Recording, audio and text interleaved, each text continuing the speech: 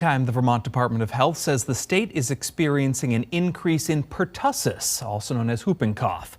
28 cases were reported between June and late August across 6 counties. Most patients are 12 years old or younger, and half the cases were identified in an unimmunized community in Windham County. The department says it is investigating more reports of possible cases